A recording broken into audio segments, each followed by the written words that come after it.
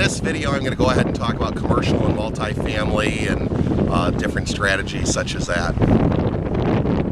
Hi everybody, this is Jurek, and today I'm in beautiful downtown Chicago, right here on the Lake Michigan lakefront. As you see the Chicago skyline behind me, boy, I almost get the chills when I come back here. It's not the 50-degree weather here in the fall, but it's the chills of coming down here and going back to work.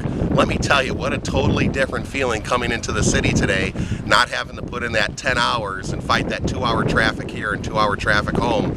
I could basically come here during the middle of the day after rush hour. It was more easily finding a parking. It just totally feels different being in the city today.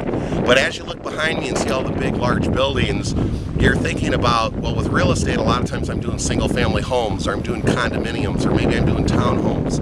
Another angle to look at real estate is you could quite possibly think about doing commercial real estate, or doing multifamily real estate, or doing acreage and land, just bare land real estate. But before you dive into those other areas, those uncharted waters, if you will, you should know the different things that you have to have on your checklist before you dive right into it. Number one, the most important thing, if you're doing wholesaling, you got to have buyers. Do you have buyers that want vacant land? Do you have buyers that want multifamily? Do you have buyers that want commercial? Well, great if you do. Do you know what they want, where they want it, and how much they're willing to spend? Those are all keys. If you do, then you just go out and find it. But here's the thing. When you deal with multifamily raw land and commercial, it can be a little bit different. You're now dealing with zoning. You're dealing with potentially different codes. You got to talk with the local building departments to see if there's anything that they may require. I remember one time I was looking at a small commercial storefront, and for that storefront they wanted each store to have so many parking places in front of it because it was a mixed use between commercial and a residential area. So a lot of times the little storefronts in that area had to have like an extra side lot for parking that would accommodate the parking need. That way the residents in the area wouldn't be upset because the commercial business was taking up all the parking in the area. So don't just assume that residential and commercial is going to be the same thing. The other thing, investors look at commercial and multifamily differently. They might be looking at not only the return on investment, basically by how much money they put in, what type of return they're going to earn, but they're also going to look at cap rates or capitalization rate. With the capitalization rate, they're basically looking at, based on general operating expenses and what the investment cost, what sort of return they're getting. Today, a lot of people are looking for 10, 12, even 15% cap rates, as they call them. But don't let that fool you. Sometimes you have to look at deferred maintenance and how is that being calculated into the equation to know if it's a good investment. It is a little bit different. It is uncharted waters. But if you go ahead and research it, you find out the information you need to know and just don't dive in, it can be profitable. When we think about raw land, one thing I'll caution you, some people like buying raw land and feeling like, oh, it's a great investment because what if it doubles in value in 10 years? But think about this. That land is not bringing you any income in every single month, every single year that it's vacant. But it is costing you money, possibly insurance, property taxes, that sort of thing.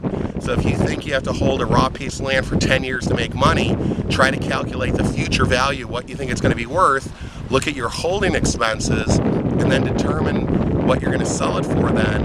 Calculate that to see if the bottom line, what type of return you made on that money.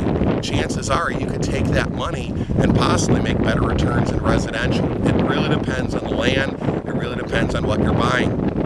But for those of you that are die-hard, I want to get into multifamily, I want to get into commercial, here's a couple of websites I recommend for you. Go to realtor.com, www.realtor.com, and look under the advanced search.